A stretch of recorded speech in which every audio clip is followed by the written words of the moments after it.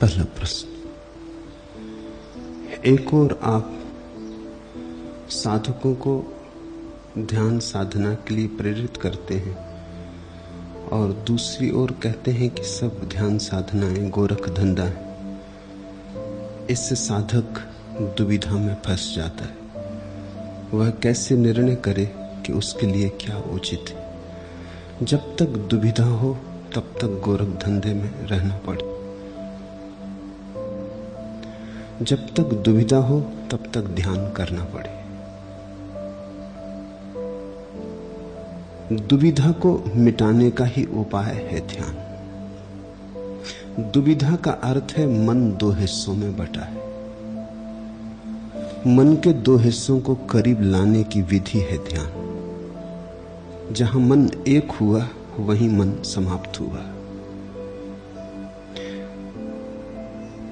अष्टावक्र को सुनते समय ये बात ध्यान में रखना कि अष्टावक्र ध्यान के पक्षपाती नहीं, न समाधि के, न योग के, विधि मात्र के विरोधी हैं। दुनिया में दो ही तरह के आध्यात्मिक मार्ग हैं, एक विधि का और एक बिना विधि का। अष्टावक्र विधि शून्य मार्ग के प्रस्तोता हैं, तो उन्हें समझते वक्त ख्याल रखना कि उनकी बात तो केवल उन्हीं के लिए है जो दुविधा शून्य होकर समझ सकेंगे,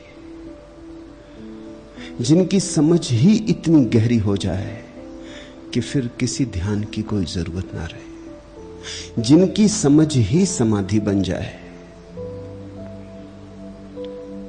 अष्टावक्र का आग्रह मात्र जागरण साक्षी भाव पर है। लेकिन अगर ये न हो सके तो अष्टावक्र को पकड़ के मत बैठ जाना। न हो सके तो पतंजलि उपाय, न हो सके तो बुद्ध महावीर उपाय।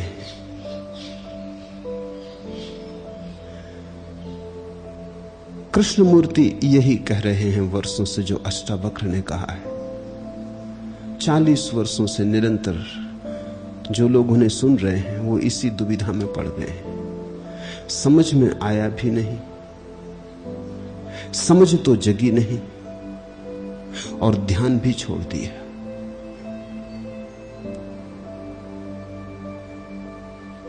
तो धोबी के गधे हो गए, न घर के न घाट के। अटक गए बीच में, त्रिशंकु हो गए, मझधार में पड़ गए, न इस किनारे के न उस किनारे के। मेरे पास आते कहते हैं मन में शांति नहीं। अगर मैं उनको कहता हूं ध्यान करो, वो कहते हैं ध्यान से क्या होगा। कृष्णमूर्ति तो कहते हैं ध्यान से कुछ ना होगा। अगर कृष्णमूर्ति समझ में आ गए तो मन में अशांति कैसे बची। आए हो पूछने कि मन में अशांति है, क्या करें। अगर कृष्णमूर्ति समझ में आ गए तो अशांति बचनी नहीं चाहिए, क्योंकि कृष्णमूर्ति के पास तो समझ के अतिरिक्त और कोई उपाय नहीं है। या तो समझ गए या नहीं समझे। समझ गए तो शांत हो गए, नहीं समझे तो बकवास में मत पड़ो, फिर कुछ और करो जो ना समझों के लिए है, फिर ध्यान करो। अहंकार बड़ा अद्भुत है। अहंकार ये भी मानने को तैयार नहीं कि मैं ना समझ, ध्यान तो ना समझों के लिए। मैं कोई ना समझ तो हूं नहीं जो ध्यान करूं, और इतने समझदार भी तुम नहीं हो कि बिना ध्यान किए पहुंच जाओ। तब तुम अड़चन में पड़ोगे, तब तुम्हारी बेचैनी बड़ी गहरी हो जाएगी, तुम टूटोगे, तुम खंड खंड हो जाओ। अष्टावक्र कहते हैं सब ध्यान सब विधियां व्यर्थ है, क्योंकि कर्म मात्र वहां नहीं पहुंचा सकता, वहां तो केवल होश पहुंचाता है। ध्यान भी करोगे तो कृत्य होगा, ध्यान भी करोगे तो कर्ता बन जाओगे। तो भोजन पकाओ कि बुहारी लगाओ कि दुकान चलाओ कि ध्यान करो, फर्क नहीं पड़ता, कुछ करते हो। अष्टावक्र ये कह रहे हैं कि तुम्हारा जो स्वभाव है वहां कर्म नहीं पहुंचता, वहां तो सत्ता मात्र है। वो जो बुहारी लगाना हो रहा है उसमें तुम नहीं हो। वो जो बुहारी लगाने को देख रहा है वही तुम हो। भोजन पकाते हो, भोजन पकाने में तुम नहीं हो। वो जो भोजन को पकते देख रहा है और देख रहा है कि तुम भोजन पका रहे हो, वही तुम हो। यही बात ध्यान में है। ध्यान में तुम नहीं हो। वो जो देख रहा है कि ध्यान कर रहे हो, वो जो देख रहा है कि ध्यान से शांति आ रही, वो जो साक्षी है वही तुम हो। गोरख धंधा शब्द बड़ा महत्वपूर्ण है, गोरखनाथ से जुड़ा है। जब भी कोई आदमी ज्यादा विधि विधान में पड़ जाता तो हम कहते हैं गोरख धंधे में मत पड़ो। गोरख ने सबसे ज्यादा विधियां खोजी ध्यान की। पतंजलि के बाद गोरख का नाम अविस्मरणीय है। उसने ध्यान के बड़े प्रयोग खोजे। निश्चित ही ध्यान के प्रयोग से लोग पहुंचे हैं, लेकिन ध्यान का प्रयोग उनके लिए है जिनके पास समझ अकेली पर्याप्त नहीं, परिपूरक है। जो कमी समझ में रह गई वो ध्यान पूरी कर देता है। ध्यान से कोई आत्मा को नहीं जानता, लेकिन ध्यान से तुम इतने शांत हो जाते हो कि उस शांति में साक्षी बनना सुगम हो जाएगा। जानोगे तो अष्टावक्र के मार्ग से ही। जैसे समझो कोई आदमी बुखार से ग्रस्त है, बीमार पड़ा है, सन्निपात चढ़ा है, और वो कहता है मैं समाधि को कैसे उपलब्ध हूं। तो हम क्या करेंगे? उसे समाधि की कोई विधि विधान बताएंगे? हम कहेंगे पहले बुखार ठीक हो जाने दो।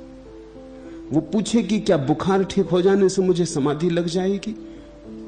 तो हम उसे समझाने को कहेंगे कि हाँ, बुखार ठीक हो जाने से समाधि लगने में सहायता मिलेगी, क्योंकि सन्निपात में कभी किसी की समाधि लगी हो ऐसा सुना नहीं। यद्यपि सन्निपात में जो नहीं हो उनको समाधि लग गई हो ऐसा भी नहीं, क्योंकि इतने लोग हैं जो सन्निपात में नहीं है, इनकी कोई समाधि नहीं लग गई है। लेकिन एक बात पक्की है कि सन्निपात वाले को तो कभी नहीं लगी है। जिसको भी लगी है, एक बात निश्चित है कि वो सन्निपात में नहीं था। तो औषधि देख के हम बुखार से भरे आदमी का सन्निपात नीचे उतारते। जब सन्निपात नीचे उतर जाता तब उसे ध्यान की विधि देंगे। जब ध्यान की विधि उसके चित्त को शांत कर देगी तो साक्षी सुगम हो जाएगा। अंतिम घटना तो साक्षी की ही है। अंतिम समय में तो अष्टावक्र ही सही है, लेकिन तुम एकदम उस अंतिम घड़ी को पहुंच पाओगे? पहुंच जाओ तो शुभ, न पहुंच पाओ तो ध्यान करना ही होगा।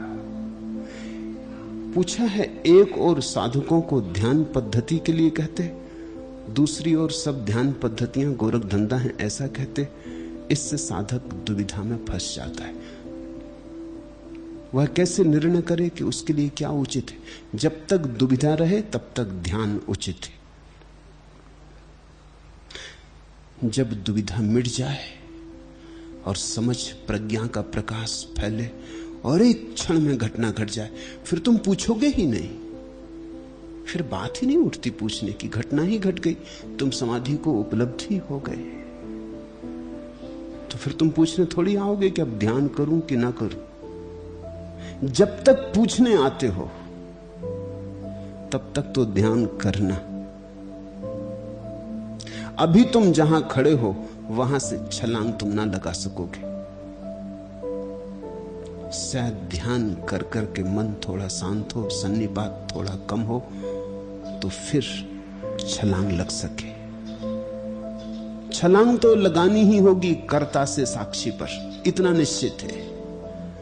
आत्यंतिक अर्थों में अष्टावक्र का वक्तव्य पूर्ण सत्य है, लेकिन तुम जिस जगह खड़े हो वहां सत्य है या नहीं यह कहना कठिन है। छोटे बच्चे को स्कूल भेजते हैं तो सिखाते हैं गा गणेश का या गा गधे का। गा से ना तो गधे का कोई संबंध है ना गणेश का कोई संबंध है।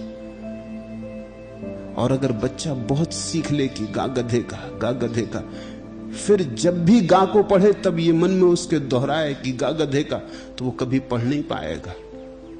वो गधा बीच बीच में आएगा। वो तो सिर्फ सहारा था, बच्चे को समझाने का उपाय था। बच्चा गधे को जानता है, गाय को नहीं जानता है। गधा देखा है, इसलिए बच्चों की किताब में बड़े बड़े चित्र बनाने पड़ते, क्योंकि चित्र बच्चा पहचान लेता है। बड़ा आम लटका है वो पहचान लेता है, गधा खड़ा वो पहचान लेता है। गधे को पहचानने से गाय को पहचानने में सुविधा बन जाती, लेकिन एक दिन फिर भूल जाएगा गाय गधे का। गाय अपना, गाय क्यों गधे का हो, क्यों गणेश का हो। ध्यान तो उनके लिए है जिनके लिए अभी वो आत्यंतिक बात समझ में ना आ सकेगी। ये प्राथमिक है। अभी तो ध्यान भी समझ में आ जाए तो बहुत, अभी तो बहुत ऐसे हैं जिन्हें ध्यान भी समझ में नहीं आ सकेगा। अभी उनको प्राइमरी स्कूल में भी भर्ता करना उचित नहीं, अभी तो किंडरगार्टन में कहीं डालना पड़े। अभी तो ध्यान भी समझ में नहीं आएगा। जिसको ध्यान समझ में ना आए उसे हम कहते हैं पढ़ो, स्वाध्याय करो, मनन करो। जिसको मनन होने लगे, स्वाध्याय होने लगे, उससे कहते हैं ध्यान करो। जिसको ध्यान आ जाए फिर उसको कहते हैं कि अब छलांग लगा लो, अब कर्ता से साक्षी पर कूद जाओ। तब हम उससे कहते हैं करने से कुछ भी ना होगा। तो जिसको अष्टावक्र समझ में आ जाए वो तो ये प्रश्न पूछेगा नहीं। जिसको अभी प्रश्न बाकी है वो अष्टावक्र को भूल जाए, उनसे अभी तुम्हारी दोस्ती ना बनेगी। अभी तुम्हें ध्यान करना ही होगा। मैं सबके लिए बोल रहा हूं। यहां कई क्लास के व्यक्ति उपस्थित हैं। कोई किंडरगार्टन में है, कोई प्राइमरी में, कोई मिडिल स्कूल, कोई हाई स्कूल, कोई विश्वविद्यालय में चला गया, कोई विश्वविद्यालय के बाहर निकलने की तैयारी में। इन सब के लिए बोल रहा हूं। तो मैं जो बोल रहा हूं उसके अलग अलग अर्थ होंगे, लेकिन ये बोलना जरूरी है, क्योंकि कभी तुम भी विश्वविद्यालय में पहुंचोगे, कभी तुम भी विश्वविद्यालय के बाहर जाने की स्थिति में आ जाओगे। सुन लो, हो सके आज तो ठीक, अन्यथा संभाल के रख लो, गांठ बांध लो। आज समझ नहीं आता, शायद कभी काम पड़े, पाथे हो जाएगा, यात्रा में काम पड़ेगा। बहुत सी बातें हैं जो आज समझ में नहीं भी आएंगी। जो आज समझ में आता हो उसे आज कर लो, जो आज समझ में ना आता हो जल्दी उसके लिए परेशान मत होना, उसे गांठ बांध के रख लेना। कभी समझ तुम्हारी बढ़ेगी, वह भी समझ में आएगा। पहाड़ नहीं कांपता, न पेड़ न तराई, कांपती है ढाल पर के घर से, नीचे झील पर झरी दिए की लौ की नन्ही परछाई। पहाड़ नहीं कांपता, न पेड़ न तराई, कांपती है ढाल पर के घर से, नीचे झील पर झरी दिए की लौ की नन्ही परछाई। तुम नहीं कपते, तुम तो पहाड़ हो अचल। तुम्हारे केंद्र पर कोई कंपन नहीं, कपती है केवल परछाई, मन कपता है। ये समझ में आ जाए तो इसी क्षण क्रांति हो सकती। ये समझ में ना आए तो ध्यान की प्रक्रियाओं से गुजरो, ताकि ऐसा क्षण आ जाए जिस क्षण तुम्हारी समझ में आ सके।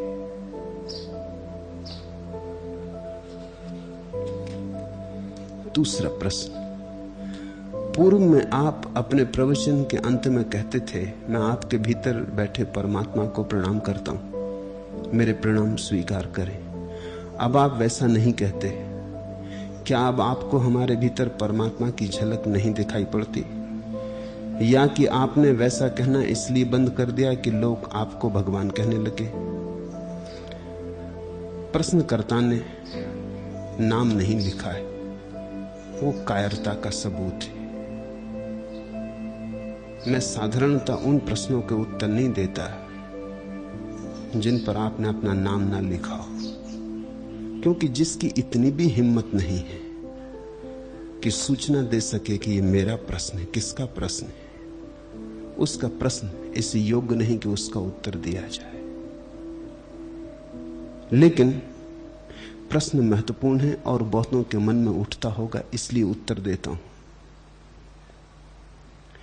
पूर्व में आप अपने प्रवचन के अंत में कहते थे, मैं आपके भीतर बैठे परमात्मा को प्रणाम करता हूं। मैंने पूर्व में क्या कहा है उसका मैं हिसाब नहीं रखता, तुम भी मत रखना। मैं तो उतनी ही बात का जुम्मा लेता हूं जो मैं अभी कह रहा हूं। घड़ी भर पहले जो कहा था उसका भी मेरा कोई जुम्मा नहीं। इस बात को ठीक से याद रख लेना, अन्यथा तुम बड़े जाल में पड़ जाओगे। मैं तो इस क्षण हूं और जो मेरा वक्तव्य इस क्षण है वही मेरा है।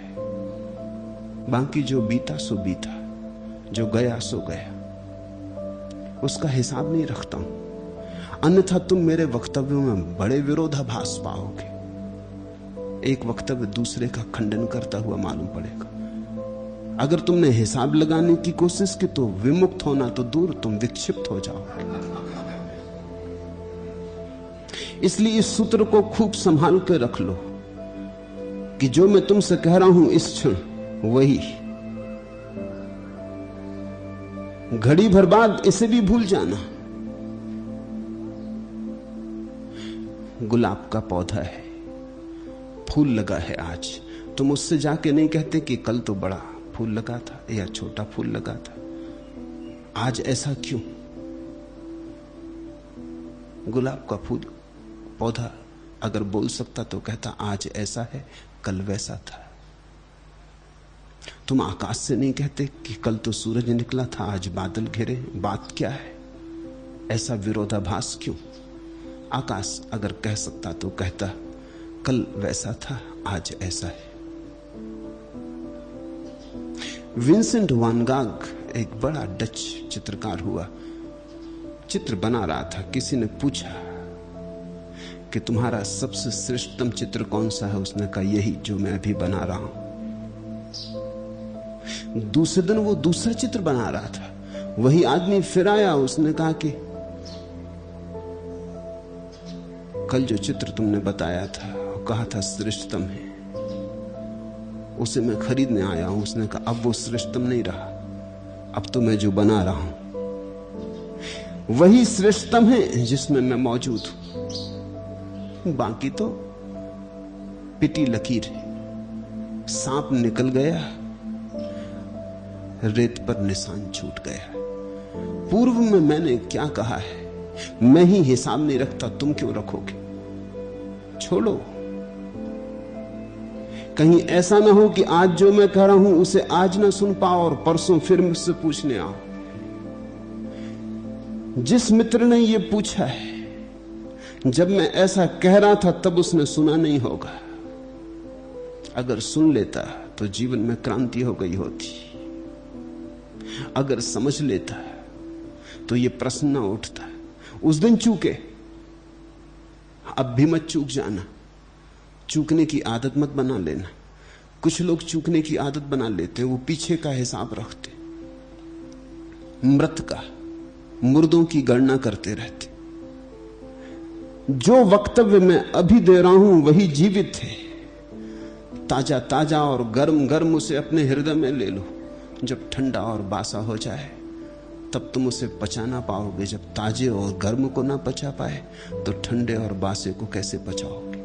भूल के उसे खाना भी मत, अन्यथा बोझ बनेगा, पाचन को खराब करेगा, जीवन को विषाक्त कर सकता है। तो पहली तो बात, पूर्व में मैंने क्या कहा, पागल उसका हिसाब रखे, या जिनको पागल होना हो वो उसका हिसाब रखे।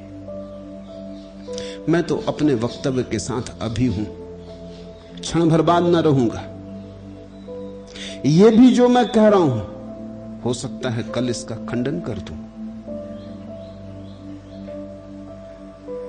क्योंकि मैं कोई विचारक नहीं हूं। मैंने कोई विचार सरणी तय नहीं कर रखी है कि बस इस सरणी के अनुसार जीऊंगा। मैंने जीवन को पूरा का पूरा सरणी विहीन छोड़ा है। मेरे जीवन में कोई अनुशासन नहीं है, मात्र स्वतंत्रता है। इसलिए तुम मुझे बांध ना सकोगे। तुम मुझसे यह ना कह सकोगे कल कहा था, आज उससे विपरीत क्यों कह रहे हैं। मैं कहूंगा कल भी मैंने अपनी स्वतंत्रता से कहा था, आज भी अपनी स्वतंत्रता से कह रहा हूं। कल वैसा गीत गाने का मन था, आज ऐसा गीत गाने का मन है। और वही वही रोज रोज दोहराना उचित भी तो नहीं है, उबाएगा।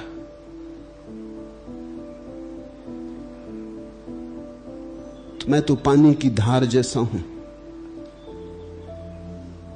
हेराक्लितु ने कहा है, एक ही नदी में दोबारा नहीं उतर सकते। मुझसे भी तुम्हारा दोबारा मिलना नहीं हो सकता।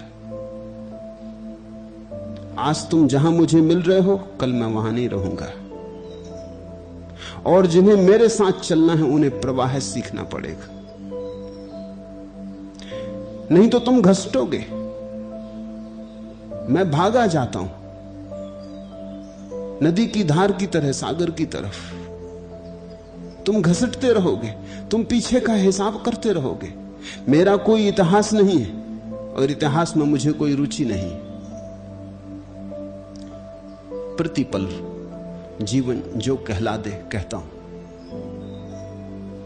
या अगर परमात्मा में भरोसा हो तो प्रतिपल परमात्मा जो कहला दे सो कहता हूं। ये प्रतिपल होने वाला संवेदन है, ये झरने जैसा है। ये किसी दार्शनिक की प्रणाली नहीं है। दार्शनिक जीता है एक ढांचे से, एक ढांचा तय कर लेता है, उसके विपरीत फिर कभी नहीं कहता, चाहे जीवन विपरीत हो जाए। वो आंख बंद रखता है, सब बदल जाए, लेकिन वो अपनी दोहराए चला जाता है। वो अपनी खिड़की दरवाजे बंद रखता है, कोई नई हवा, सूरज की नई किरण कहीं बदलने को मजबूर ना कर दे। वो आंख नहीं खोलता। दार्शनिक अंधे होते तो ही संगत हो पाते। अगर आंख है तुम्हारे पास और संवेदनशीलता जीवंत है, तो प्रतिपल तुम्हारा उत्तर भिन्न भिन्न होगा, क्योंकि प्रतिपल सब बदला जा रहा है। मैं इस बदलती हुई जीवन धारा के साथ हूं। मुझे मेरे अतीत से कुछ लेना देना नहीं, वर्तमान ही सब कुछ है। इसलिए इस बहाने तुमसे यह कह दूं कि पूर्व में और भी बहुत बातें मैंने कही हैं, तुम उसकी चिंता मत करना।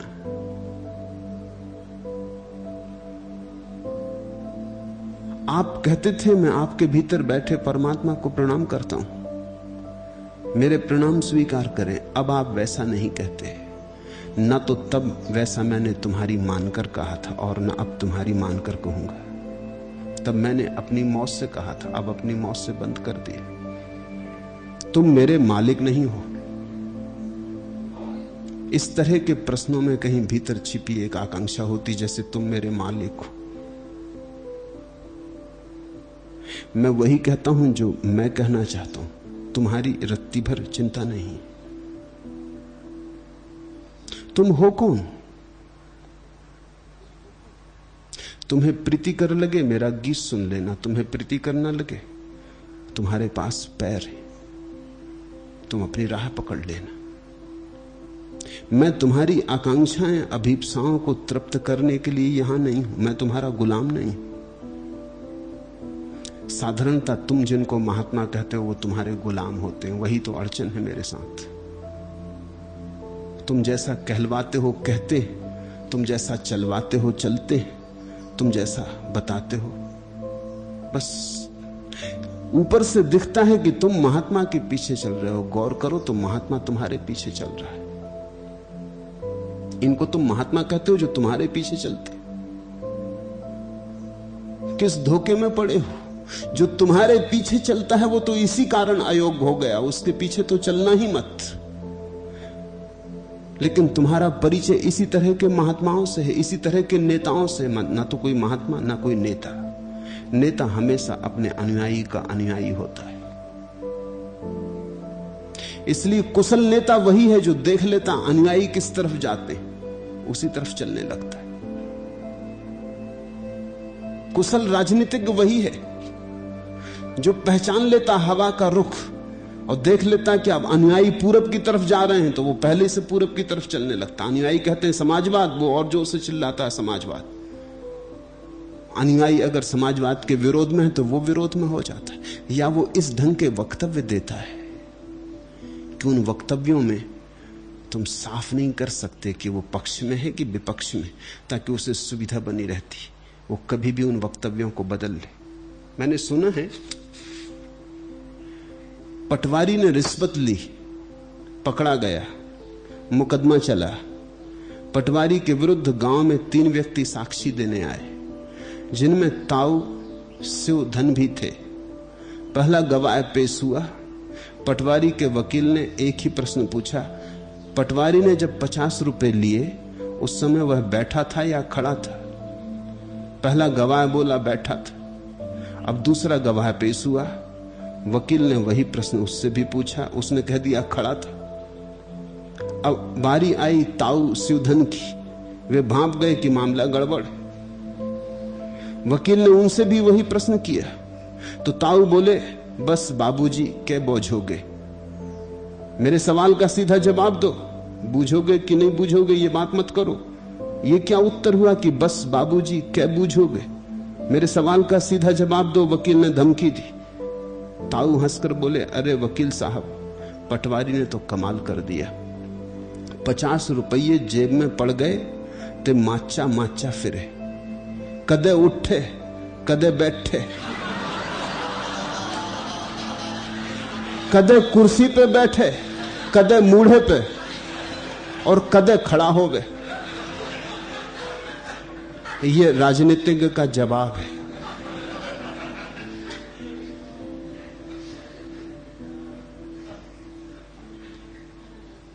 राजनीतिज्ञ चिंता करता तुम कहां जा रहे, क्योंकि सदा तुम्हारे आगे होना चाहता है। तुम जहां जा रहे वहीं भाग के आगे हो जाता है। मुल्ला नसरुद्दीन एक दिन बाजार में अपने गधे पर बैठा जा रहा है, तेजी से भागा। किसी ने पूछा, नसरुद्दीन कहां जा रहा है? उसने कहा, मुझसे मत पूछो, गधे से पूछ लो। लोगों ने कहा, मतलब? नसरुद्दीन ने कहा, गधा ही है। पहले मैं इसके साथ बड़ी झंझट में पड़ जाता था। बीच बाजार में मैं इसे कहीं ले जाना चाहता हूं, ये कहीं जाना चाहता। फजीयत मेरी होती, ये तो गधा है। लोग हंसते, कह रहे अपने गधे को भी काबू में नहीं रख पाते। तब से मैंने तरकीब सीख ली कि बाजार में तो मैं इससे झंझट करते ही नहीं। ये जहां जाता है, कम से कम बाजार में ये साख तो रहती कि मालिक मैं हूं। जहां जाता मैं वहीं चला जाता हूं। भीड़ भाड़ में मैं इसको रोकता ही नहीं, क्योंकि गधा गधा है, भीड़ भाड़ में और अकड़ जाता है। तो नेता तो अनुयायी के पीछे चलता है। तुम्हारा महात्मा तुम्हारी अपेक्षाओं की पूर्ति करता है। मैं न महात्मा हूं ना नेता। मुझे तुमसे कुछ भी अपेक्षा नहीं है और न मैं कोई तुम्हारी अपेक्षा पूरी करने को। मुझसे तो तुम्हारा संबंध अगर है तो स्वतंत्रता का है। इसलिए तुम अगर पूछो कि क्यों, तुम इसके हकदार नहीं, मैं उत्तरदायी नहीं। मैंने तुमसे पूछ के थोड़ी कहा था। जो मैं तुमसे पूछ के बंद करूं, और मैं ये भी नहीं कह रहा हूं कि मैं किसी दिन फिर ना शुरू कर दूंगा, कौन जाने।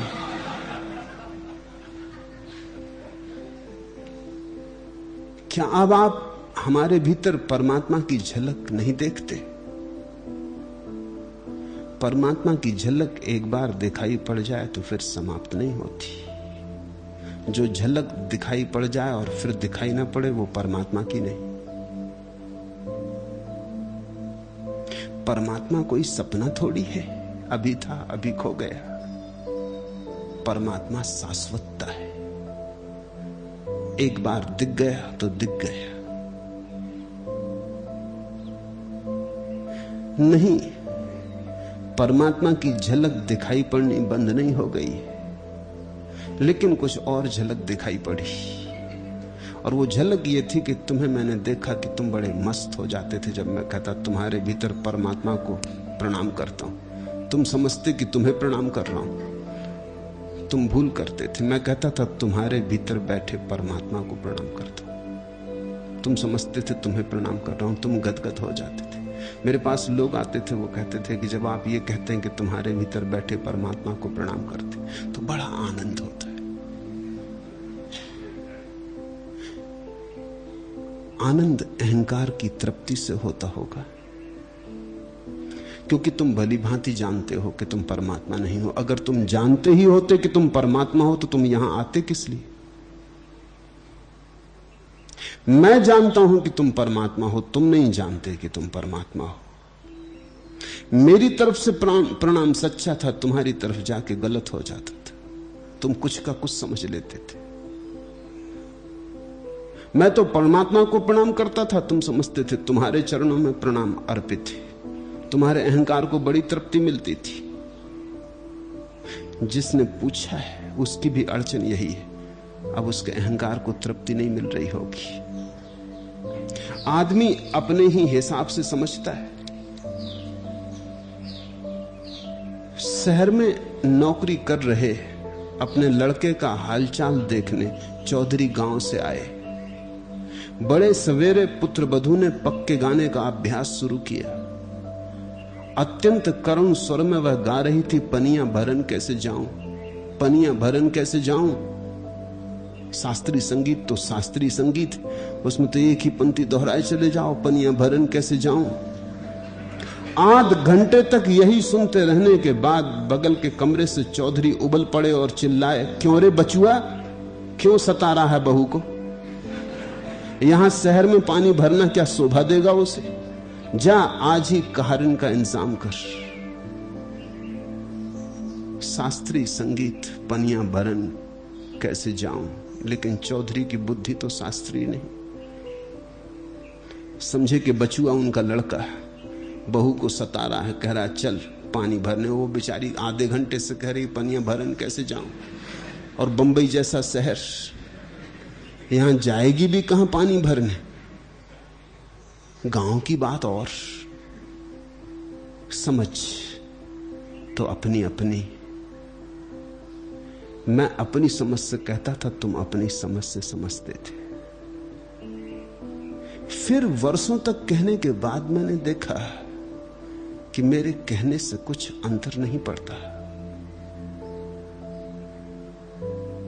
वे प्रणाम व्यर्थ चले जाते हैं, तुम तक पहुंचते नहीं। तुम अभी सोए हो। मैं तो फूल चढ़ा आता हूं, लेकिन तुम्हारी नींद में कहीं खो जाते। तुम करवट भी नहीं लेते।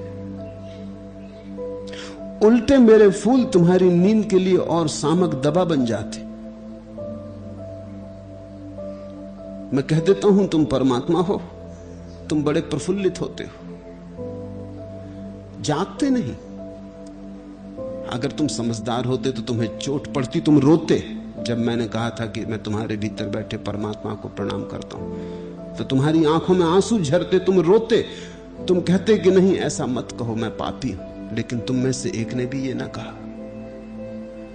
मैं वर्षों तक कहता रहा, गांव गांव घूम के कहता रहा, किसी ने मुझसे आके ना कहा कि नहीं आप ऐसा ना कहें, मैं पापी हूं, मुझे परमात्मा ना कहें। कोई रोया नहीं। लोग मुझसे बार बार आके कहते थे कि हृदय गदगद हो जाता जब आप ऐसा कहते। ये चोट मेरी तरफ से तो चोट थी।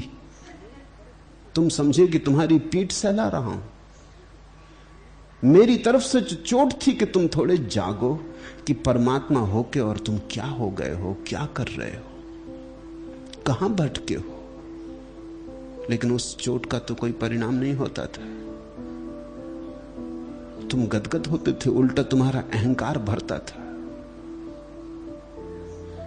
परमात्मा की झलक तो अब भी वैसी ही है, उसके खोने का कोई उपाय नहीं। लेकिन देखा औषधि तुम पर काम नहीं करती। जहर बन जाती,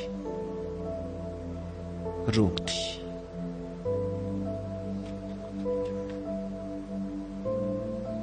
या कि आपने वैसा कहना इसलिए बंद कर दिया कि लोग आपको भगवान कहने लगे। किसी ने मुझे भगवान कहा नहीं, मैंने ही घोषणा की। तुम कहोगे भी कैसे? तुम्हें अपने भीतर का भगवान नहीं दिखता, मेरे भीतर का कैसे दिखेगा? ये भ्रांति भी छोड़ दो कि तुम मुझे भगवान कहते हो।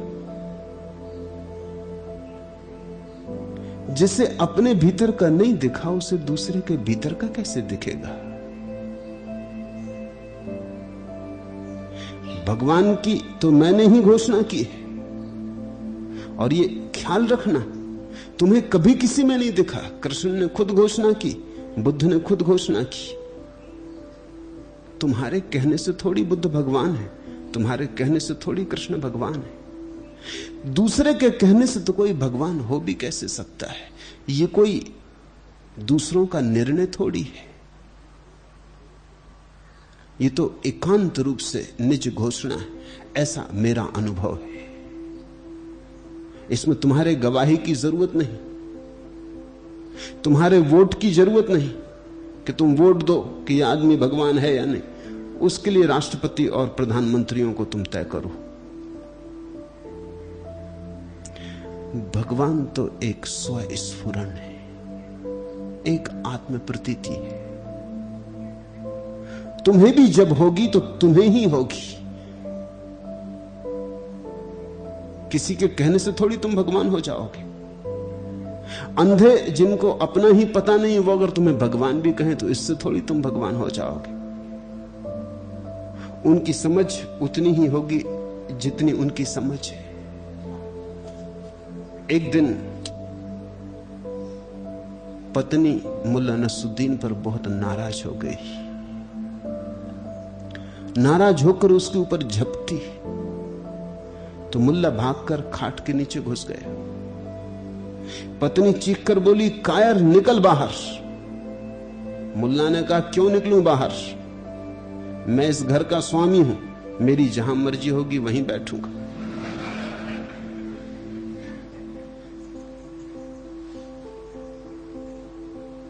ये किस भांति का स्वामित्व हुआ? खाट के नीचे छिपे बैठे, कह रहे हैं जहां मर्जी होगी वहां बैठेंगे। घर का स्वामी कौन है? तुम्हें अपने ही स्वामित्व का पता नहीं, तुम मेरा निर्णय करोगे? तुम अपना ही कर लो, उतना काफी नहीं। तुम्हारे कहने से भगवान नहीं हूं, न हो सकता हूं, ये मेरी उद्घोषणा है। इसे दुनिया में कोई भी स्वीकार न करे, कोई फर्क नहीं पड़ता। मेरी उद्घोषणा फिर भी खड़ी रहेगी, क्योंकि ये किसी के सहारे पे नहीं खड़ी। मैं अकेला ही कहूं, एक भी व्यक्ति साथ देने को ना हो, तो भी ये उद्घोषणा खड़ी रहेगी। तुमसे सहारा मांगता नहीं, क्योंकि तुमसे सहारा मांगा तो तुमसे डरूंगा। कल तुम सहारा खींच लो तो फिर नहीं। तुम मेरी वैसाखी नहीं हो, मैं अपने पैरों पर खड़ा हूं। ये मेरा निजी वक्तव्य है, सही हो गलत हो, वक्तव्य मेरा है और एकांत रूपेण निजी है। अब ये बड़े मजे की बात है, जब मैं तुमसे कहता था तुम्हारे भीतर बैठे परमात्मा को प्रणाम करता हूं, तो तुम में से एक ने भी आके मुझसे न पूछा कि हम परमात्मा नहीं हैं और आप प्रणाम करते हैं परमात्मा को। नहीं, तुमने बिल्कुल स्वीकार किया। जब मैंने घोषणा की कि मैं परमात्मा हूं, तब बहुत पत्र मेरे पास आने लगे, बहुत लोग आने लगे कि ये आप कैसे कहते। ये वही लोग थे, इनके भीतर बैठे परमात्मा को प्रणाम करता था तो इन्होंने कभी संदेह ना उठाया, और जब मैंने अपने भीतर बैठे परमात्मा की घोषणा की तो इन्होंने संदेह उठाना शुरू कर दिया। तुम अपने अहंकार के जाल को देखोगे, तुम्हारा अहंकार तुम्हें किस भांति गिरसे हुए है। मेरी ये घोषणा की मैं भगवान हूं, वस्तुतः तुम्हारे लिए भी द्वार है कि तुम भी हिम्मत जुटाओ, तुम भी छलांग लो। ये तुम्हारे लिए अनुस्मरण, ये तुम्हारे लिए स्मृति का एक उपाय है कि हड्डी मांस मज्जा में कोई व्यक्ति अगर परमात्मा हो सकता तो तुम भी हो सकते। बुद्ध तो गए, बहुत समय हुआ, आज भरोसा आता नहीं कि रहे होंगे ना रहे होंगे। कहानी तो कहानी हो गई। जीसस गए, महावीर गए। आज कोई चाहिए जो ठीक तुम जैसा है सब तरह से, हड्डी मांस मज्जा है, देह है, जवानी बुढ़ापा बीमारी मौत है, ठीक तुम जैसा है सब तरह से, फिर भी किसी अलौकिक लोक में जीता, किसी विभा से भरा है। एक अर्थ में ठीक तुम जैसा है और एक अर्थ में कहीं से पार हो गया है। तुम्हारी आकांक्षा यह होती है कि भगवान अगर कोई व्यक्ति घोषणा करे तो वो बिल्कुल तुम जैसा नहीं होना चाहिए, तो तुमने किताबें भी लिखी वो झूठी। जैन कहते हैं कि महावीर के पसीने में बदबू नहीं आती, झूठ, क्योंकि महावीर का शरीर भी मनुष्य का शरीर है। मनुष्य के शरीर की ग्रंथियां जैसा काम करती, महावीर का शरीर भी करेगा काम। जैन कहते हैं महावीर को सांप ने काटा तो खून नहीं निकला, दूध निकला। या तो मवाद रही होगी, सफेद दिखाई पड़ गई होगी तो समझा कि दूध। अब पैर में से अगर दूध निकले तो आदमी सड़ जाए। खून चाहिए, दूध से काम नहीं चलता। और शरीर में अगर दूध चल रहा हो तो आदमी कभी का मर जाए। एक आध जैन जाके अस्पताल में कोशिश करवा ले, निकलवा दे खून बाहर और दूध चढ़वा दे, कितनी देर जीता है देख ले। या कोई जैन मुनि कर दे। जैन कहते हैं महावीर पाखाना इत्यादि मलमूत्र नहीं करते। ये सारी चेष्टाएं हैं ये सिद्ध करने की कि वो हमारे जैसे नहीं। हमारे जैसे नहीं है तो फिर हम मान सकते हैं कि भगवान है। अगर हमारे जैसे हैं तो फिर हम कैसे माने हम कि भगवान है। मेरी सारी चेष्टा यही है कि मैं बिल्कुल तुम जैसा हूं और फिर भी तुम जैसा नहीं। अगर मैं बिल्कुल तुम जैसा नहीं हूं तो मुझसे तुम्हारे लिए कोई लाभ नहीं है। क्या करोगे तुम? अगर महावीर को संबोधि मिल गई तो मिल गई होगी, उनके शरीर में खून नहीं दूध बहता था, तुम्हारे शरीर में तो नहीं बहता दूध, तुमको कैसे मिलेगी? तो महावीर बने ही इस ढंग से थे, पसीने में बदबू नहीं खुशबू आती थी। तुम्हारे पसीने में तो बदबू आती, खुशबू नहीं आती। कितने ही डिओडोरेंट साबुन का उपयोग करो, पाउडर छिड़को, फिर भी बदबू आती। तो तुम कैसे समाधिस्थ होगे? तुम कैसे कैबल्य को उपलब्ध होगे? वही कथाएं बुद्ध और जीसस के बाबत और हर एक के बाबत गढ़ी गई हैं, सिर्फ एक बात सिद्ध करने के लिए कि वो मनुष्य नहीं है, परमात्मा है। वे ठीक तुम जैसे मनुष्य थे। जैन तो कहते हैं महावीर मलमूत्र नहीं करते। महावीर की मौत ही पेचिस की बीमारी से हुई। 6 महीने तक दस्त लगे, उससे बीमारी से मौत हुई। बुद्ध का प्राणांत विषाक्त भोजन करने से हुआ।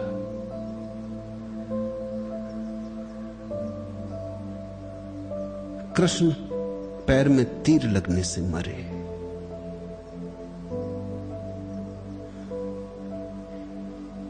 ये सारी घटनाएं लिपि पोती जाती है और चेष्टा की जाती है इस तरह बताने की, लेकिन इस चेष्टा के कारण ही मनुष्य और परमात्मा का संबंध टूट जाता है। संबंध तो तभी हो सकता है जब परमात्मा कुछ तुम जैसा हो और कुछ तुम जैसा नहीं, तो संबंध जुड़ सकता है, तो सेतु बन सकता है। एक हाथ से मैं तुम्हारा हाथ पकड़ सकता हूं, वो तुम्हारे जैसा है, और दूसरे हाथ से तुम्हें एक यात्रा पर ले जा सकता हूं, वो हाथ परमात्मा का है। एक हाथ तुम्हारे हाथ में दे सकता हूं, एक हाथ परमात्मा के हाथ में दिया है। यही सद्गुरु का अर्थ है। अगर सद्गुरु बिल्कुल परमात्मा जैसा हो तो संबंध टूट जाएगा, अगर बिल्कुल मनुष्य जैसा हो तो किसी काम का नहीं। सद्गुरु सेतु होना चाहिए। हिस्सा पुल का इस किनारे पर टिका हो और एक हिस्सा पुल का उस किनारे पर टिका हो, तो ही सद्गुरु तुम्हें पार ले जा सकेगा। मेरी ये घोषणा कि मैं भगवान हूं तुम्हारे लिए सिर्फ जागने का एक मौका है। तुम्हें भगवान कहा था जगाने के लिए, वो काम ना आई तरकीब। अब अपने को भगवान कह रहा हूं, वो भी तुम्हें जगाने के लिए। काम आ गई तो ठीक, अन्यथा कोई और तरकीब करेंगे।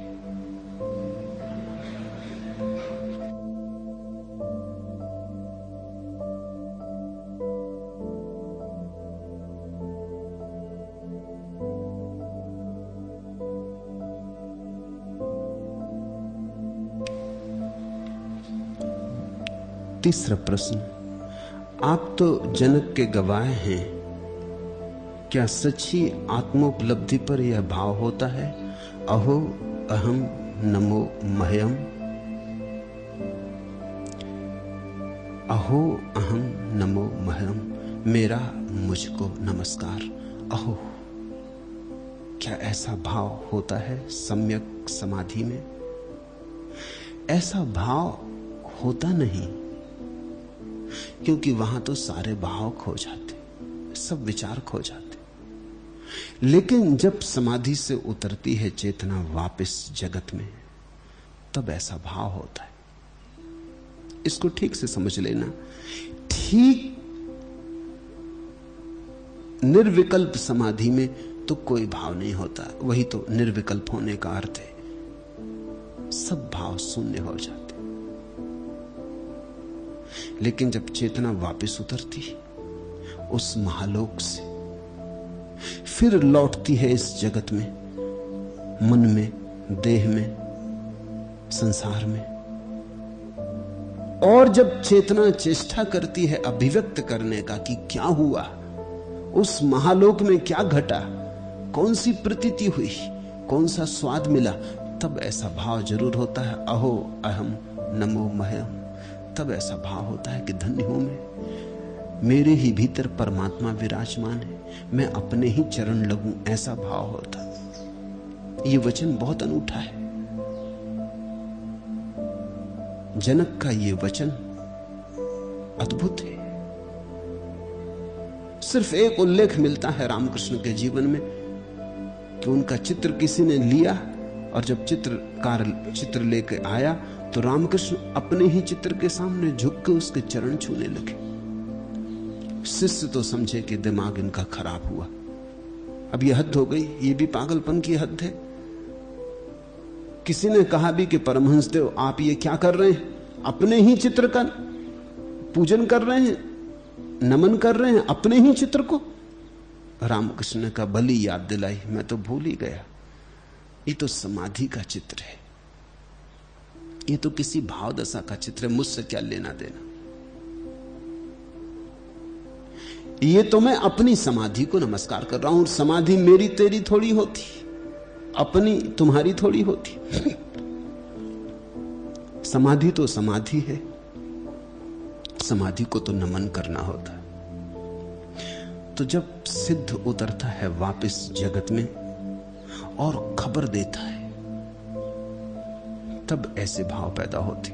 ये भाव समाधि में पैदा नहीं होते, लेकिन समाधि को बांटना पड़ता है। समाधि अगर बटे ना तो समाधि नहीं।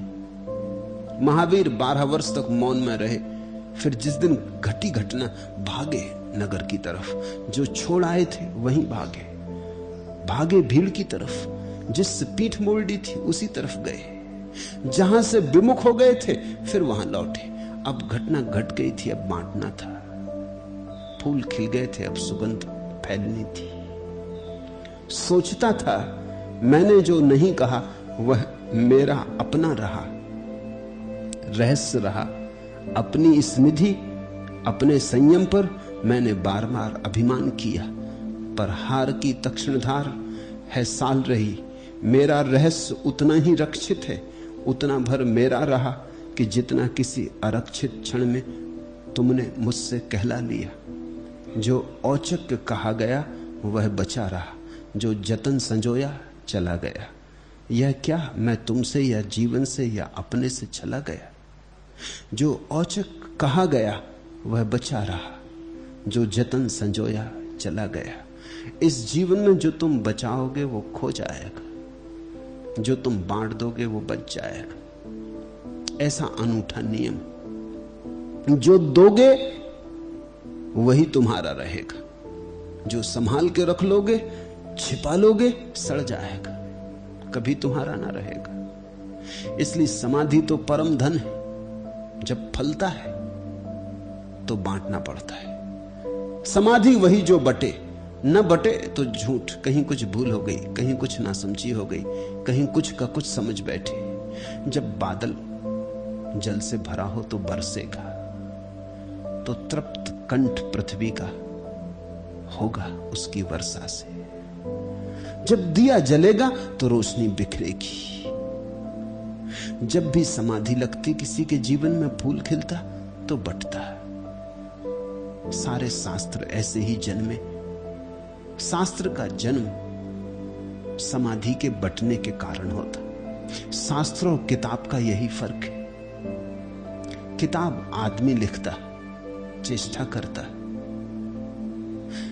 शास्त्र समाधि से सहज निकसित होता, कोई चेष्टा नहीं, कोई प्रयास नहीं। समाधि अपने आप शास्त्र बन जाती।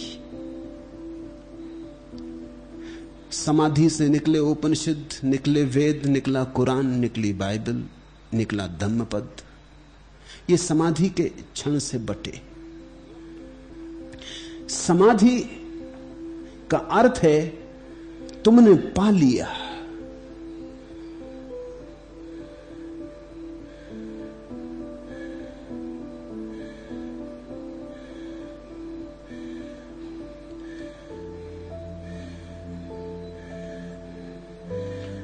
Help her lie down.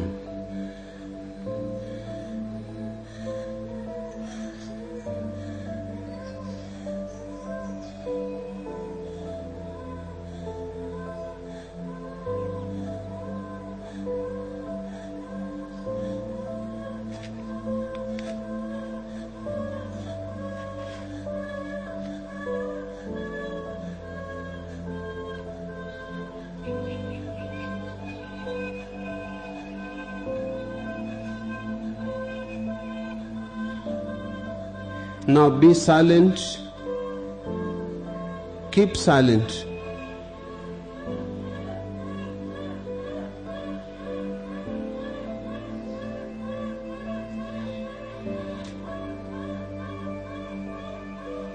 Hurry, take her away.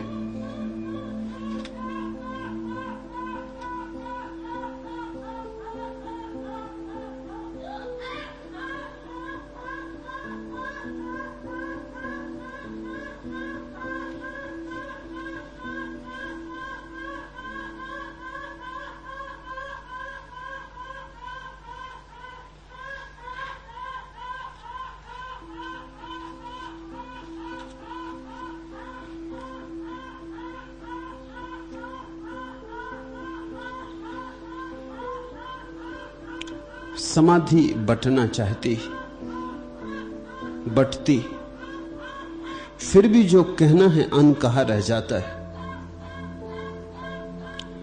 फिर भी जो बांटना था बट नहीं पाता, क्योंकि जो मिलता है निशब्द में उसे शब्द में लाना कठिन। जिसका अनुभव होता है निराकार में उसे आकार देना कठिन। जिसे मौन में साक्षात्कार किया उसे अभिव्यक्ति बनानी अत्यंत कठिन हो जाती। कन्हई ने प्यार किया कितनी गोपियों को कितनी बार, पर उंडेलते रहे अपना सारा दुलार उस एक रूप पर जिसे कभी पाया नहीं, जो कभी हाथ आया नहीं। कभी किसी प्रेसी में उसी को पा लिया होता तो दोबारा किसी को प्यार क्यों किया होता। कवि ने गीत लिखे नए नए बार बार, पर उसी एक विषय को देता रहा विस्तार, जिसे कभी पूरा पकड़ पाया नहीं, जो कभी किसी गीत में समाया नहीं, किसी एक गीत में वह अट गया दिखता, तो कभी दूसरा गीत ही क्यों लिखता। बुद्ध 40-42 वर्षों तक बोलते रहे, प्रतिदिन सुबह सांझ। महावीर 40 वर्षों तक समझाते रहे, घूमते रहे।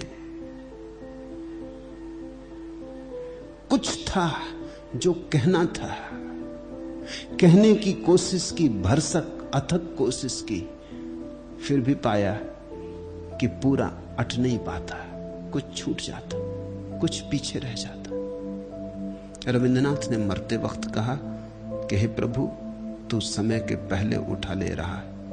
अभी तो मैं अपना साज बिठा पाया था, अभी गीत गाया कहां था। 6000 गीत वो गा चुके थे, अभी केवल साज बिठाया था। अभी तो ये तबला ठोंक ठाक के ठीक किया था, वीणा के तार कसे थे, और तू उठा लिया, उठाने लगा। अभी असली गीत तो अनगाया रह गया है। मैंने सुना है एक वायसराय लखनऊ के एक नवाब के घर मेहमान था। नवाब ने शास्त्रीय संगीत का आयोजन किया। संगीतज्ञ आए, जैसे शास्त्रीय संगीतकों की आदत होती, तबला ठोंकने लगे, बीना कसने लगे। जब तक वो इंतजाम कर रहे थे, साथ सामान बिठा रहे थे, नवाब ने वायसराय से पूछा, आपको कैसा संगीत प्रिय है? वायसराय ने सौजन्यता बस सोच के कि यही संगीत हो रहा है अब इसमें, उसने कहा यही संगीत प्रिय। उसे कुछ पता भी नहीं था कि संगीत में अब उत्तर क्या दे। उसने कहा यही संगीत प्रिय है। नवाब ने कहा तो फिर यही चलने दो। 3 घंटे तक यही चला, तबला कसा जा रहा, वीणा कसी जा रही, और वायसराय सौजन्यता बस सुन रहा है, और नवाब अपना सिर ठोंक रहा है कि अब क्या करो, इसको यही पसंद है तो यही चलने दो। रविन्द्रनाथ ने कहा अभी तो मैं अपना साज सामान बिठा पाया था और तू मुझे वापस बुलाने लगा। गीत गाने की कोशिश की थी, अभी गीत गाया कहां? कोई महाकवि कभी नहीं गा पाया, कोई महापुरुष कभी नहीं कह पाया जो कहना था। कुछ न कुछ छूट जाता, कुछ न कुछ बात अधूरी रह जाती। कारण है, कारण ऐसा है कि जो मिलता है वो तो मिलता है आत्मा के लोक में, फिर उसे मन में लाना बड़ा कठिन हो जाता। मन बड़ा छोटा है, आत्मा है आकाश जैसी, मन है तुम्हारे घर के आंगन जैसा। इसमें इस विराट आकाश को भर लेना कठिन, असंभव। फिर जो मन में भी थोड़ा बहुत आ जाता उसको शरीर से बोलना है, फिर और अड़चन आ गई, फिर और क्षुद्र में प्रवेश करना है। नहीं, ये हो नहीं पाता। थोड़ी बहुत बूंदें आ जाती हों, बरस जाती हों तुम पर तो बहुत, सागर तो घुमड़ता रह जाता, लेकिन थोड़ी सी बूंदें भी काफी हैं सागर का स्मरण दिलाने को। थोड़ी सी बूंदें भी पर्याप्त हैं बोध के लिए। इशारा तो मिल जाता। सूरज की एक किरण तुम पकड़ लो तो सूरज की राह तो मिल जाती, उसी किरण के सहारे तुम सूरज तक पहुंच सकते हो। भाव तो तभी उठते हैं जब उन्हें प्रकट करने का सवाल आता है। अनुभूति के क्षण में न कोई विचार है, न कोई भाव है।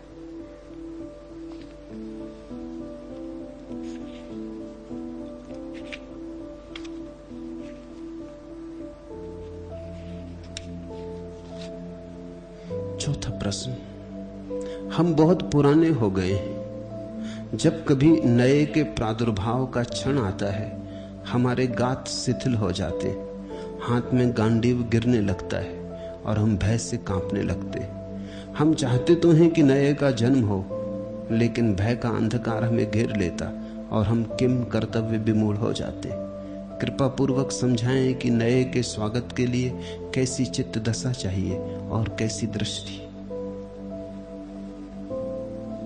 पहली तो बात, पुराने से तुम अभी उबे नहीं हो, कहीं कुछ रस लगाव बाकी रह गया, कहीं कुछ गठबंधन बाकी रह गया। तो पहली तो बात यह है कि पुराने को ठीक से देख लो, ताकि पुराने से संबंध छूट जाए। तुम पुराने को पकड़े पकड़े नए का स्वागत करना चाहोगे, नहीं हो पाएगा। पुराना तुम्हें डराएगा, क्योंकि पुराने का न्यस्त स्वार्थ है कि नए को ना आने दिया जाए, अन्यथा पुराना निकाल दिया जाएगा। तो पुराना तो नए के विरोध में। और अगर तुम पुराने से अभी भी ऊब नहीं गए हो, थक नहीं गए हो, अगर तुमने पुराने की निस्सारता नहीं देख ली, तो वो तुम्हें नए को स्वीकार न करने देगा। मेरे पास लोग आते, कहते हैं कि हमें ध्यान सीखना, ध्यान करना। वैसे हम 20 वर्ष से ध्यान कर रहे हैं। मैं उनसे पूछता हूं 20 वर्ष से ध्यान कर रहे हो, कुछ मिला? वो कहते हैं हाँ, काफी शांति मिली, काफी सुख मिला। मैं उनके चेहरे को देखता हूं, वहां ना कोई सुख है न कोई शांति है। उनके भीतर देखता हूं, वहां मरुस्थल, कहीं हरियाली नहीं, कोई मरुद्यान नहीं, कोई घूंगर बजते हुए नहीं सुनाई पड़ते। फिर भी मैं उनसे कहता हूं कि फिर से सोच के कहें, जो करते रहे हैं अगर उससे शांति और आनंद मिल रहा है तो मेरे पास क्यों आए, उसे जारी रखें। मैं तुम्हारे शांति आनंद को नहीं तोड़ूंगा, विघ्न नहीं डालूंगा, मैं तुम्हारा दुश्मन थोड़ी। तब वो कहते हैं कि नहीं, ऐसा कुछ खास नहीं मिल रहा, बस ऐसा ही है, मतलब ज्यादा अशांति नहीं है। अब वो ये नहीं कहते कि शांति है, अब वो कहते हैं ज्यादा अशांति नहीं। मैं उनसे कहता तब भी तो कुछ हो तो रहा है, और ये तो लंबी प्रक्रिया है। 20 वर्ष कुछ बहुत वक्त नहीं, 20 जन्मों में भी हो जाए तो बहुत। आप ठीक रास्ते पे चल पड़े हैं, अब क्यों मुझे और परेशान करते? चलते रहें। तब उनको लगता है कि अगर उन्होंने स्पष्ट बात नहीं कही तो मुझसे संबंध बनेगा। वो कहते हैं वो आप जोरी डालते हैं तो साफ ही बात कह देते हैं कि कुछ नहीं हुआ, तो इतनी देर क्यों खराब की? मनुष्य का मन ये भी मानने को राजी नहीं होता कि जो काम मैं 20 वर्ष से कर रहा था उससे कुछ नहीं हुआ, इससे अहंकार को चोट लगती। तो इसका मतलब 20 साल में मूर्ख, 20 साल में नासमझ था, ये तो मानना पड़ेगा ना। तो अहंकार ये मानने को कभी राजी नहीं होता कि मैंने जो किया वो व्यर्थ गया। वो कहता नहीं, कुछ कुछ तो हो रहा है, हो भी नहीं रहा है। अगर हो रहा होता तो फिर नए की कोई जरूरत नहीं। अगर पुराने में सार है तो नए की जरूरत क्या है? कोई नए को लेके क्या करोगे? सार असली बात है। तो पहली बात तो ये देख लेना जरूरी है कि पुराने में सार है। अहंकार को बीच में मत आने देना, साफ साफ देख लेना। तुम हिंदू हो, हिंदू होने से कुछ मिला, मुसलमान हो, मुसलमान होने से कुछ मिला, जैन हो, जैन होने से कुछ मिला। अभी 4 दिन पहले एक महिला ने आके कहा, यूरोप से आई, और कहा कि मैं तो जीसस की अनुयायी हूं और जीसस के अतिरिक्त मेरा कोई और गुरु हो नहीं सकता। मैंने कहा बिल्कुल ठीक बात है, जरूरत भी क्या है, एक गुरु काफी। एक गुरु ही मोक्ष पहुंचा देता है, 2 की जरूरत क्या? तू यहां आई क्यों? मैं उससे पूछा। वृद्ध महिला है, आने की कोई जरूरत ही ना थी, गुरु तुझे मिल गए। वो जरा हैरान हुई, क्योंकि वो आई तो इसीलिए। अब ये मजा ये है कि वो सीखना भी मुझसे चाहती, लेकिन अपने पुराने ढांचे को छोड़ना भी नहीं चाहती। तो मैंने कहा कि मेरे द्वार बंद, जब जीसस के द्वार तेरे लिए खुले हैं तो पर्याप्त थे, वहीं से तू पहुंच जाएगी। जहां हम ले जाएंगे वहीं जीसस तुझे ले जाएंगे, तू उसी रास्ते से चल। उसने कहा जीसस को तो मरे 2000 साल हो गए, अब उनसे तो मैं पूछने जाऊं कहां?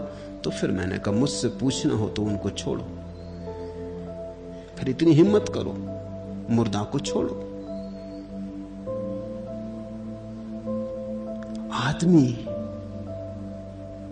अहंकार के कारण बड़ी उपद्रव में पड़ा। वो बोली कि ये तो कैसे हो सकता, मैं कैथोलिक ईसाई हूं और बचपन से ईसाई धर्म को मैंने माना है। कब मानो, मैं अभी भी मना नहीं करता, मैं किसी धर्म के विपरीत हूं ही नहीं। अगर तुम्हें कुछ हो रहा है, तुम्हारे जीवन में फूल खिल रहे हैं, मेरा आशीर्वाद खूब फूल खिले, मैं कहता नहीं कुछ, लेकिन तुम ही अपने आप आई हो और खबर दे रही हो कि फूल नहीं खिले हैं, अब तक की ईसाइयत काम नहीं आई है। मैं ये भी नहीं कहता कि ईसाइयत गलत है, मैं इतना ही कह रहा हूं कि तुम्हारे काम नहीं आई, तुमसे मेल नहीं बैठा। इस सत्य को तो देखो। इस सत्य को देखे बिना कैसे नए का अंगीकार होगा? पुराने से साफ साफ निपटारा कर लेना चाहिए। नए के स्वागत के पूर्व पुराने को विदा करो। पुराना घर में बैठा रहे और नए का तुम स्वागत करने जाओगे, पुराना उसे अंदर ना आने देगा। क्योंकि पुराना 20 साल, 30 साल, 40 साल, 50 साल रह चुका है। इतनी आसानी से कोई अपना स्थान नहीं छोड़ता, बड़ी जद्दोजहद होगी। तुम पहले पुराने को अलविदा कहो।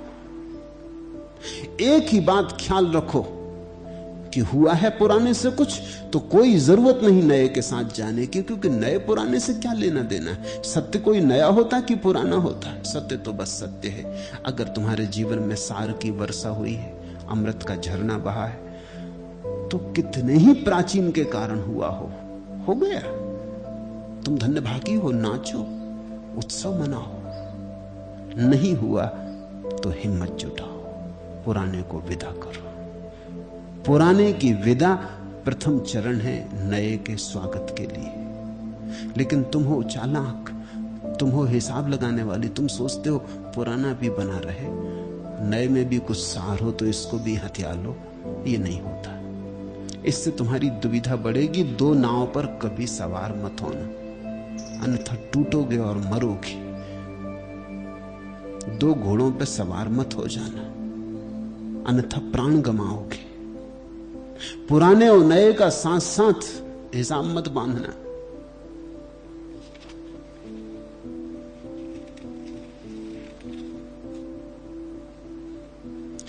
मंत्र धुंधाए हवन के, दर्द अकुराए चमन के, बोल सांसों को मले वातास दूं लाकर कहां से। देख चारों ओर फैले सर्प छितजों पर विसैले, बोल पंखों को खुला आकाश दूं लाकर कहां से। नाम लहरों ने मिटाए सब घरों दे खुद ढहाए, बोल सपनों को नए रनवास दूं लाकर कहां से। पुराने को गौर से तो देखो, कुछ भी नहीं है वहां, राख है, सपने ही, और वे भी खंडित। पुराने का सत्य ठीक ठीक स्पष्ट हो जाए कि वहां कारागृह है, आकाश नहीं। तुम बंधे हो, मुक्त नहीं हुए। तुम्हारे जीवन में जंजीरें पड़ गई, स्वातंत्र नहीं आया। अगर ये तुम्हें साफ हो जाए, पुराना तुम्हें अगर कारागृह की तरह दिखाई पड़ने लगे, और ध्यान रखना, जिससे भी जीवन में सार नहीं आए वही कारागृह बन जाता है। तो फिर नए के स्वागत की तैयारी हो सकती है। नए के स्वागत की तैयारी तभी हो सकती जब तुम्हें दिखाई पड़ने लगे कि अब तक जिन मार्गों को मानकर चला उनसे पहुंचा नहीं, सिर्फ भटका। कोल्हू के बैल की तरह लोग हो गए। मैंने सुना है एक तर्कशास्त्री एक तेली के घर तेल लेने गया। वो बड़ा हैरान हुआ, तर्कशास्त्री था। उसने देखा कि तेली तेल बेच रहा है, उसकी ठीक पीठ के पीछे कोल्हू चल रहा है, कोई चला नहीं रहा, बैल खुद ही चल रहा है। वो बहुत हैरान हुआ। उसने कहा कि तेली भाई, ये मुझे बड़े विस्मय में डालती बात, क्योंकि बैल तो मारे मारे नहीं चलते, ये तुम धार्मिक बैल कहां से पा गए? ये तो सतयुग में हुई करती थी बातें, ये कलयुग चल रहा है, और ये सतयुगी बैल तुम्हें कहां से मिल गया? ये अपने आप चल रहा है, न कोई कोड़ा फटकारता, न कोई पीछे मारता। उस तेली ने कहा कि ये अपने आप नहीं चल रहा है, चलाया जा रहा है, इसके पीछे तरकीब। आदमी की बुद्धि क्या नहीं कर सकती। तर्कशास्त्री ने कहा कि मैं जरा तर्क का विद्यार्थी हूं, मुझे तुम समझाओगे क्या मामला है? तो उसने कहा, देखते हैं। बैल के गले में घंटी बांध दी, बैल चलता रहता है, घंटी बजती रहती, तो मुझे घंटी सुनाई पड़ती रहती। जब तक बैल चलता घंटी बजती रहती। जैसे ही घंटी रुकी कि मैं उठा और मैंने बैल को लगाई चोट, तो बैल को ये कभी पता ही नहीं चलता कि पीछे मालिक नहीं है। इसमें देर नहीं होती, घंटी बजी कि मैंने कोड़ा मारा, तो बैल चलता रहता है, घंटी बजती रहती है।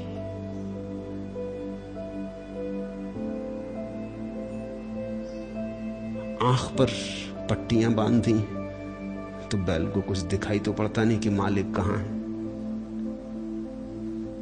तर्कशास्त्री था, उसने कहा और ऐसा भी तो हो सकता है कि बैल खड़ा हो जाए और सिर हिला के घंटी बजाए। उस तेली ने कहा महाराज जोर से मत बोलो, बैल ना सुन ले। और ये कहां की झंझट आप आ गए, अभी तक बैल ने ऐसा किया नहीं, धीरे बोलो और दोबारा इस तरह की बात मत करना। जिनके तुम बैल हो, कोई हिंदू, कोई मुसलमान, कोई ईसाई, कोई जैन, कोई बौद्ध, जिन पंडित पुरोहितों के तुम बैल हो, जिनने तुम्हारे गले में घंटी बांधी, वे तुम्हें सुनने न देंगे नई की बात, वे अटकाव डालेंगे। उन्होंने तुम्हारे आंख पे पट्टियां बांधी, उन्होंने सब भांति इस तरह इंतजाम किया है कि तुम अंधे की तरह जियो और अंधे की तरह मर जाओ। अगर तुम्हें यह सत्य दिखाई पड़ गया तो ही नए का स्वागत संभव है। सच नए और पुराने का कोई संघर्ष नहीं, सत्य और असत्य का संघर्ष है। असत्य अगर तुम्हारे जीवन में साफ साफ दिखाई पड़ गया कि असत्य है, तो फिर तुम सत्य के लिए द्वार खोलकर बाहें फैलाकर आलिंगन करने को तत्पर हो जाओगे। हां, बहुत दिन हो गए घर छोड़े, अच्छा था मन का अवसन्न रहना, भीतर भीतर जलना, किसी से न कहना, पर अब बहुत ठुकरा लिए पराई गलियों के अनजान रोड़े। नहीं जानता कब कौन संयोग मग भटते पग फिर इधर मोड़े या न मोड़े, पर हां मानता हूं कि जब तक पहचानता हूं कि बहुत दिन हो गए घर छोड़े। अगर तुम्हें इतनी स्मृति आने लगे कि घर छोड़े बहुत दिन हो गए, भटक लिए बहुत, चल लिए बहुत, घर मिलता नहीं, तो शायद नए स्वर, सत्य का नया रूपांतरण तुम्हारे लिए आकर्षण बन जाए। स्वभावतः पुराने के साथ सुविधा है, क्योंकि पुराने के साथ भीड़ है। नए के साथ सुविधा नहीं है, क्योंकि नए के साथ भीड़ कभी नहीं होती। जब बुद्ध थे तो भीड़ उनके साथ ना थी, अब भीड़ उनके साथ है। अभी मैं हूं तो भीड़ मेरे साथ नहीं है। 2000 साल बाद तुम आना और देखना, भीड़ तुम मेरे साथ पाओगे, लेकिन तब वो बेकार होगी, तब मैं पुराना हो चुका हूंगा। तब 2000 साल में मेरी बातों पर खूब धूल जम चुकी होगी और पंडित पुजारियों ने उसके सब अर्थ विकृत कर दिए होंगे। तब तुम भीड़ को पाओगे,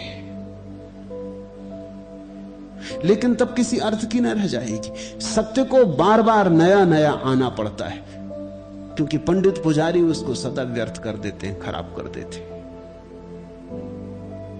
सत्य जब भी आता है तो कुछ लोग उसके दावेदार हो जाते और उस दावे का लाभ उठाने लगते। ये स्वाभाविक है, ये होता रहा, ऐसा होता रहेगा, इसे बदलने का कोई उपाय नहीं। तुम ही समझ लो, बस इतना काफी है। पुराने के साथ भीड़ है, पुराने के साथ साख है। अब मेरी बात तो नई है। अगर तुम वेद की बात मानोगे तो 5000 साल पुरानी, और अगर तुम वेद के पंडित से मानो तो वो कहता 90,000 साल पुरानी। इसलिए सभी धर्म गुरु अपने धर्म को बहुत पुराना सिद्ध करने की कोशिश करते हैं, क्योंकि जितनी पुरानी दुकान उतनी पुरानी साख। और जब इतने दिन तक दुकान चलती रही तो कुछ होगा, माल मता कुछ होगा, नहीं तो कैसे चलती? कोई ऐसे कोरे दुकान चलती बिना बेच कहीं कुछ? इसलिए हर धर्म सिद्ध करता है कि हमारी दुकान पुरानी। जैन कहते हैं कि हमारा धर्म हिंदुओं से भी ज्यादा पुराना। वो भी प्रमाण जुटाते हैं कि ऋग्वेद में उनके प्रथम तीर्थंकर का नाम है आदिनाथ का, ऋषभदेव का नाम है। निश्चित है कि ऋग्वेद ऋषभदेव से पुराना नहीं, एक बात तो पक्की हो गई। और नाम बड़े आदर से लिया गया है। तो जैन कहते हैं कि इतना आदर समसामयिक व्यक्ति के प्रति होता ही नहीं। इतने आदर से तो नाम तभी लिया जाता है जब ऋषभदेव को 1000-2000 साल बीत गए हो। आदमी ऐसे मरे मराए हैं कि मरों को ही पूछते होना चाहिए। ऋग्वेद में उल्लेख है तो ऋषभदेव का नाम 3000 साल पुराना कम से कम होना चाहिए, तब कहीं इतना आदर लोग कर पाते हैं। जिंदा का कहीं कोई आदर करता है? जिंदा से तो लोग डरते, जिंदा से लोग बचते, आदर की बात दूर, निंदा करते, विरोध करते। हाँ, समय बीत जाता तब पूजा शुरू हो जाती। तो जैन सिद्ध करते उनका धर्म पुराना है, हिंदू सिद्ध करते उनका धर्म पुराना है। सब अपनी अपनी तरकीब खोजते हैं कि दुकान हमारी बड़ी पुरानी, इतने लंबे दिनों से चली आई। क्यों? क्योंकि पुराने के साथ प्रतिष्ठा हो जाती। जितनी लंबी परंपरा उतनी प्रतिष्ठा। तक माने कुछ तो सच होगा ही। भीड़ दो तरह से जुटाई जाती है। एक तो भीड़ राजनीतिज्ञ जुटाता है। राजनीतिज्ञ भीड़ जुटाता है समसामयिक, कंटेम्पररी। जैसे अभी कार्टर जीत गया, फोर्ड हार गए, तो कार्टर ने सिद्ध कर दिया कि भीड़ मेरे साथ है, मौजूदा भीड़ मेरे साथ है, फोर्ड के साथ नहीं। यह समसामयिक हिसाब है राजनीति का। धर्म भी भीड़ जुटाते हैं, लेकिन दूसरे ढंग से। वो जुटाते हैं पीछे की तरफ। 5000 साल से भीड़ हमारे साथ है, जोड़ो कितने लोग। 50,000 साल से हमारे साथ भीड़ है, जोड़ो कितने लोग। अरबों खरबों लोग हमारे साथ रहे, नहीं कैसे गलत हो सकते? इतने लोग धोखा खा सकते? एक आध को धोखा दे लो, 2-4 को धोखा दे लो, अरबों खरबों को धोखा दे पाओगे? बात कुछ और ही है। भीड़ के पास सत्य कभी नहीं होता। सत्य तो कभी विरलों के पास होता है। भीड़ तो सदा असत्य से जीती है। भीड़ सत्य चाहती ही नहीं। भीड़ के लिए असत्य बड़ा शुभ है, सुंदर है। असत्य भीड़ को बदलने से बचाता है, सुरक्षा करता है। तुम जैसे हो ठीक हो। सत्य तो तिल मिलाता है, सत्य तो जलाता है, तोड़। तुम जैसे हो, इसमें क्रांति उमगेगी। तो सत्य तो भीड़ कभी मानती नहीं। सत्य तो कभी विरले लोगों के पास होता है, कभी एकाध, लेकिन तब वो नया होता है। नए होने के कारण समादृत नहीं होता। जब तक पुराना होगा तब तक असत्य हो जाएगा। समय की धार सत्य को असत्य कर जाती। तो पहले तो तुम ठीक से समझ लेना कि पुराने को तुम पकड़े क्यों। पुराने का ठीक विश्लेषण कर लेना। जैसे जैसे विश्लेषण स्पष्ट होने लगेगा, अपने आप पुराना गिरेगा। तुम तैयार हो जाओगे नए के स्वागत को, क्योंकि नया जीवन है, नया परमात्मा है। नया होना ही होते सत्य नहीं। पुराने शास्त्र हो जाते हैं, सत्य का अनुभव नहीं, समाधि नहीं। और जो सत्य के साथ होना चाहे उसे थोड़ी हिम्मत तो चाहिए, साहस तो चाहिए। उसे भीड़ से अन्यथा चलना होगा। लोग हंसेंगे, लोग आलोचना करेंगे, लोग मजाक उड़ाएंगे।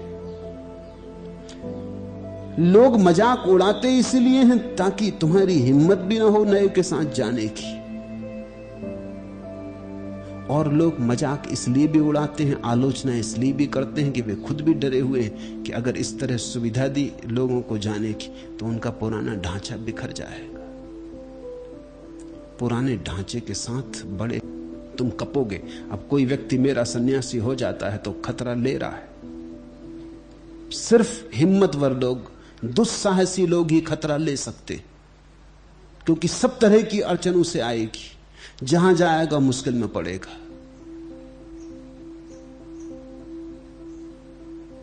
एक मित्र ने सन्यास लिया, उनकी पत्नी मेरे पास आई। उसने कहा कि इनको अगर सन्यासी ही होना है तो पुराने ढपके हो जाएं, कम से कम आदर प्रतिष्ठा तो रहेगी। वो घर से छोड़ने को राजी है पति को कि, मगर कहती कम से कम पुराने ढंग के हो जाएं, चले जाएं छोड़ के, मैं बच्चों को संभाल लूंगी। मगर ये आपका सन्यास तो बच्चों की चिंता करेगा तो भी पत्नी कहती कि नहीं ये नहीं चलेगा, ये पुराने ढंग के हो जाएं हिमालय, वो हमें राजी हैं। कम से कम लोग ये तो कहेंगे कि सन्यास ले लिया, समादर तो मिलेगा। अभी तो लोग कहते हैं ये भ्रष्ट हो गए। पति को छोड़ने को राजी है, पति के बिना जीने को राजी है। अहंकार का कैसा मजा है, लेकिन भ्रष्ट हो गए, इससे चोट लगती। कहने लगी कि अगर ढंग से सन्यास लेते, वो जैन है, तो शोभा यात्रा निकलती, दूर दूर से लोग रिश्तेदार इकट्ठे होते, पूजा प्रतिष्ठा होती। लेते इनको छोड़ने का, मगर प्रतिष्ठा तो बनी रहती, मगर ये तो बड़ा उपद्रव कर लिया। अब जहां जाओ वहीं मुसीबत है। मेरा सन्यास तो अड़चन में डालेगा, और सन्यासी क्या जो अड़चन में ना डाले, क्योंकि उसी अड़चन से, चुनौती से तो तुम्हारे जीवन का विकास होगा। उसी चुनौती पर तो धार रखी जाएगी, उसी पे तो तुम्हारी तलवार में धार आएगी। लोग हंसेंगे, विरोध करेंगे, लोग कहेंगे ये भी कोई सन्यास है, हजार आलोचना करेंगे, विवाद करेंगे, और फिर भी तुम डटे रहे तो तुम्हारे पुराने ढंग का सन्यास तो अब कूड़ा कचरा है। अहंकार की पूजा उससे हो जाएगी, लेकिन सत्य का कोई अनुभव न होगा, क्योंकि अहंकार से बड़ी और कोई बाधा नहीं है सत्य के अनुभव में।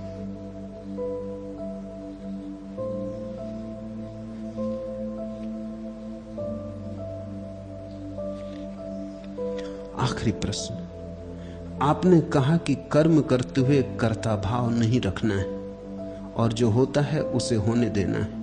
इस हालत में कृपया बताएं कि मनुष्य फिर कर्तव्य और अकर्तव्य का निर्णय कैसे करे। जो हो सहज वही कर्तव्य। किसी को कहते हो जो मजबूरी में करना पड़ता है।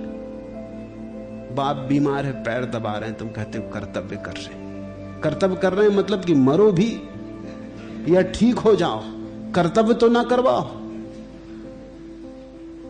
अभी किन पापों का फल भोग रहे हैं कि अभी फिल्म देखने गए होते कि क्लब में नाच हो रहा है, कि रोटरी क्लब की बैठक हो रही है, बाप के पांव दबाने पड़ रहे हैं। किसने तुमसे कहा था कि हमको जन्म दो? ये सब विचार उठ रहे हैं।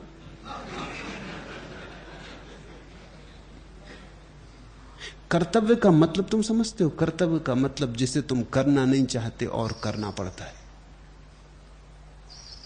तुम किसी स्त्री के प्रेम में पड़ जाते हो तब तुम ये तो नहीं कहते ये कर्तव्य। से मिलने जाते हो तब तुम नहीं कहते कर्तव्य। यद्यपि जब तुम घर लौटते हो पत्नी से मिलने तब कहते हो कर्तव्य। जो करना पड़े। मुल्ला नसरुद्दीन एक दिन घर आया और देखा कि उसका मित्र उसकी पत्नी को चूम रहा है। वो एकदम सिर ठोंक के खड़ा हो गया। उसने कहा मुझे तो करना पड़ता, तू क्यों कर रहा है?